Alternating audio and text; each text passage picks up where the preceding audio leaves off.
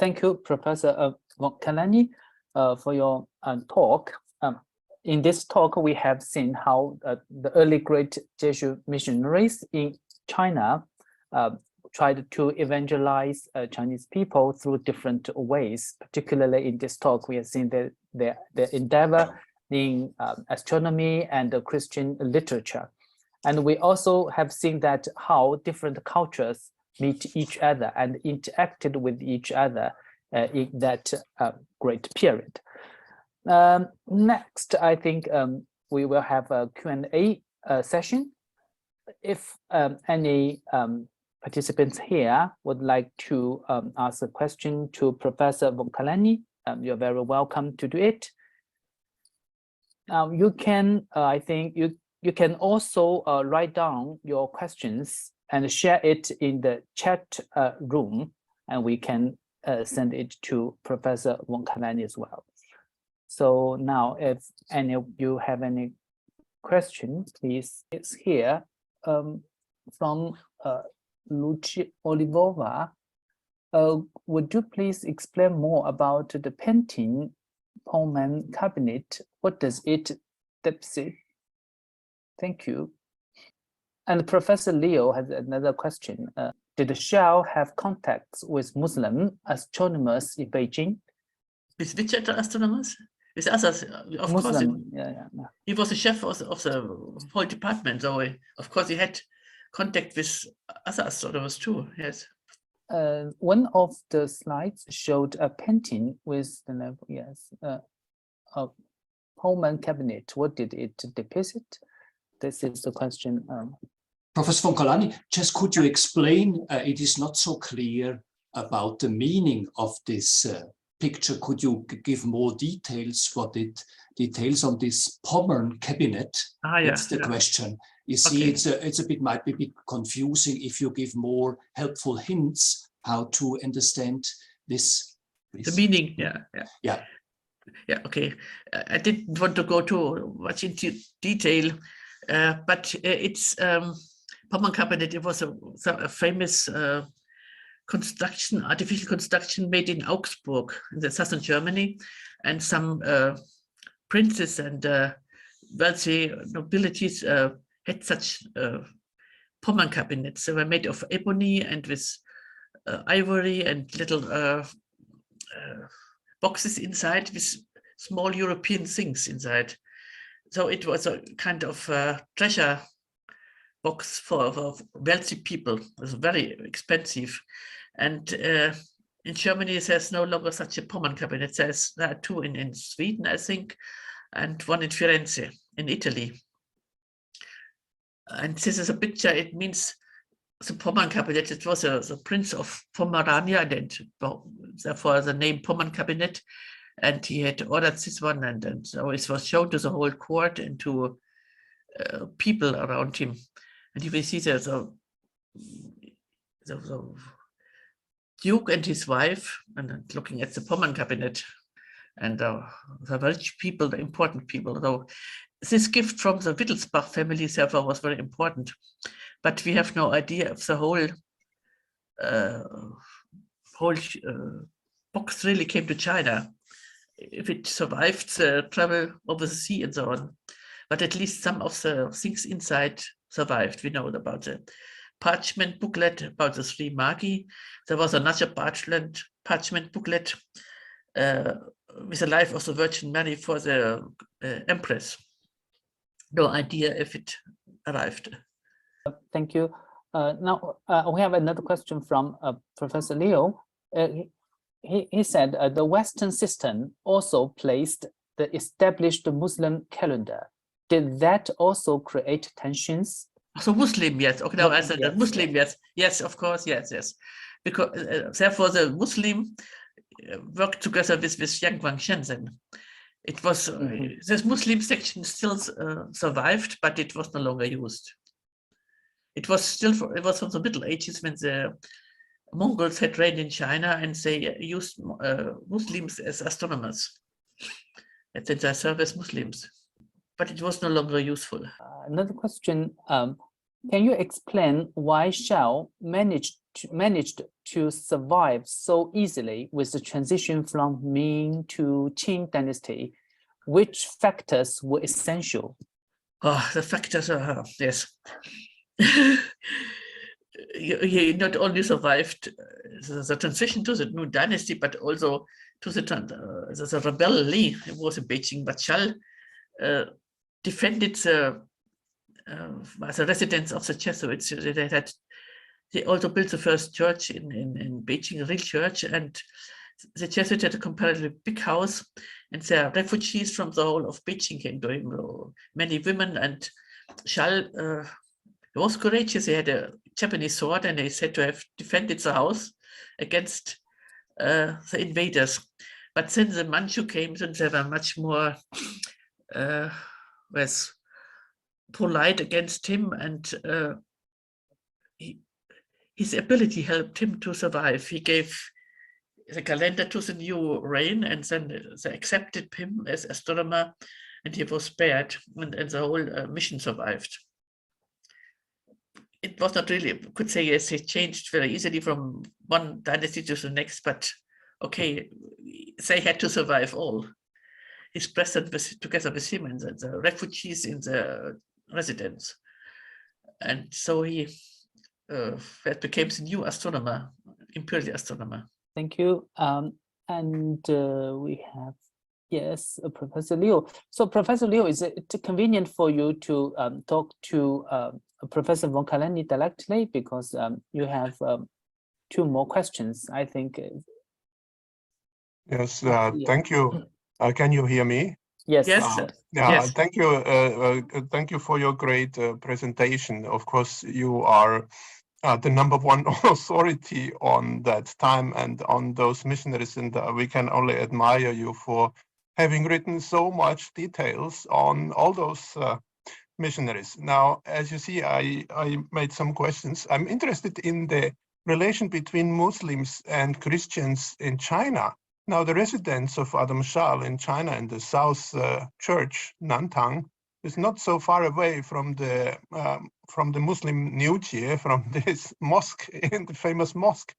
So I wonder whether there were any contacts. Of course, maybe there was more competition, yeah, and that was probably also the reason why Yang Guangxian and his clique, they opposed Schall so much, because he was becoming more and more powerful. So on the whole, maybe it was not so wise to become so powerful in the court. Yeah. That is okay. That is one question. But I'm interested in the contacts between Christians and Muslims at that time in Beijing. Maybe there is not much. Maybe there was only, they were only seen as rivals. And then the second I wrote, I hear you intend to write a new biography of Adam Schall. I wonder whether the old one, this Alphonse Fett, can ever be superseded, because it's so detailed, so good. Yeah. Thank you. Concerning the relations to the Muslims, I don't have any idea about that in Beijing, but in Schall had contact to Muslims in Xi'an, and that was not a competition between them, but they worked together. I would be interested in that one. Oh, that's a very interesting. Yeah. Yeah. This trader gave information to Schall, and I think they had friendly connections. He visited him in his mission, and they talked to each other. They had many meetings there. But in Beijing, it was a concurrence. So the Muslims were the other one, the competitions between. Yes. Yeah. And there were always, we have descriptions in the Jesuit books, of course. The Jesuit books are not always very, they made a big thing of everything, of these ordeals. But there are many ordeals, and the Muslims and the old Chinese calendar and then the Jesuit calculations are much better. So there's a competition. We are the best and the first. And concerning the biography by Fate, at the moment we are collecting small articles to a little biography, but perhaps later a bigger biography could come.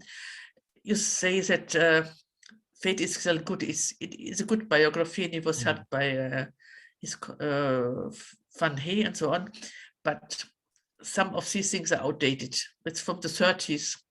it's nearly 100 years old. You also see the style is sometimes strange, and there are many new information about astronomy and the cooperation between East and West, and we should take that into account.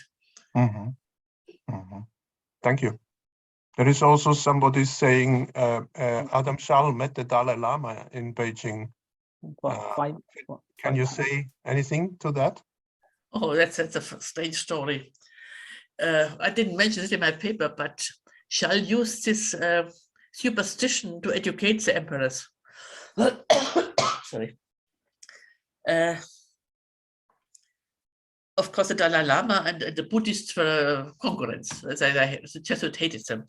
And when the Dalai Lama wanted to visit the Shunzhi Emperor, Schall made a prognostication and said, yes, the stars say it's not good that your majesty have another competitor, the Dalai Lama, and we should not accept him and so on.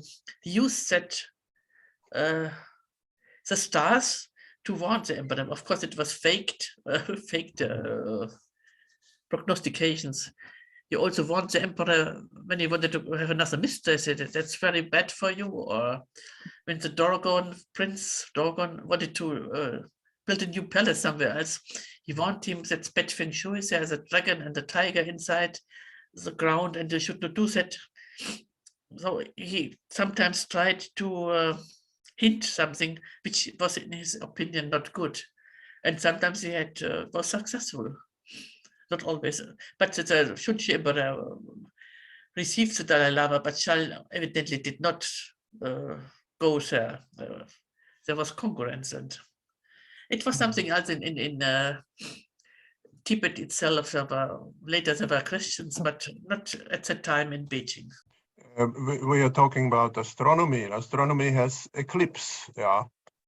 Would you agree with me if I say that Adam Schall, he eclipsed the Bulio and the Magalhães, although the Bulio has such also a great contribution with his translation, and the contribution was much more on the philosophical and theological and liturgical area, and it is not enough appreciated actually, because Adam Schall had this high position at court, and that somehow eclipsed everything else, which is somehow unjustified.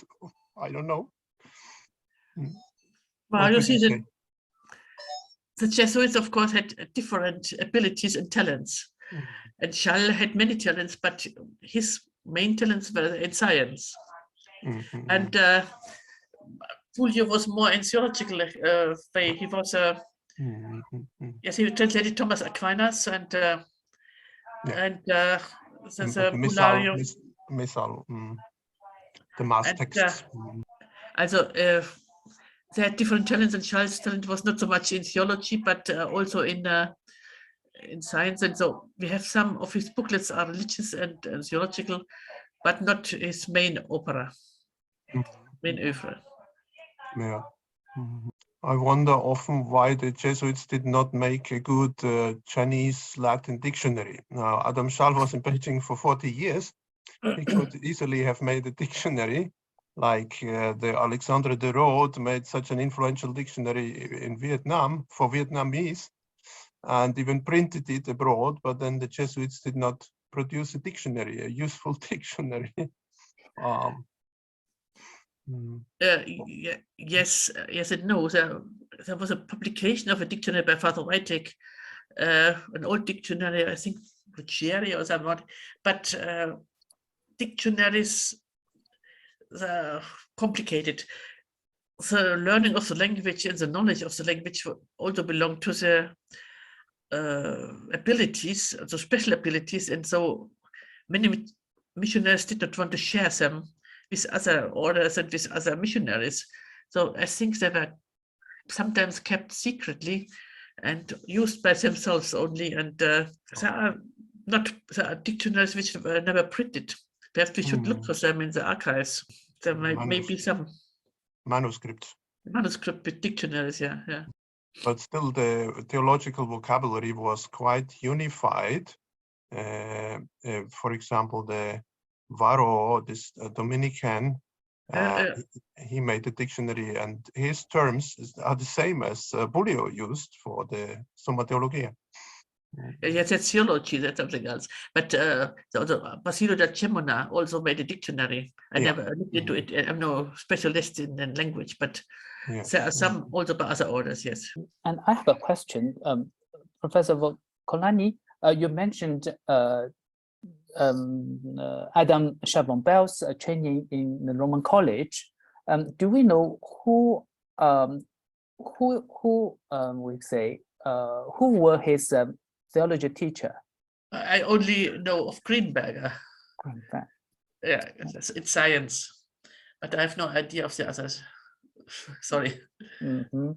Yes, because you mentioned theology is not his talent. He did a lot of work in science, astronomy, but I would like to know a little bit about his theological training, if it's possible. Okay, no more questions. Okay, so thank you, Professor Volcolani, for your presentation. And for everyone for your questions. It's very important for us today to learn something about Adam Schall von Bell and his work in Beijing. We have seen how the West and the East can work together, although at the same time there is controversies about the Jesuit work, but at least we see how the West and the East can work together to produce something new, as we see in Schall von Bell's revision of Chinese calendar. So I think this mutual understanding and the mutual communication between two cultures is also very important for us today. So again, thank you, Professor Volcolani. I wish you and all a very blessed and happy Christmas.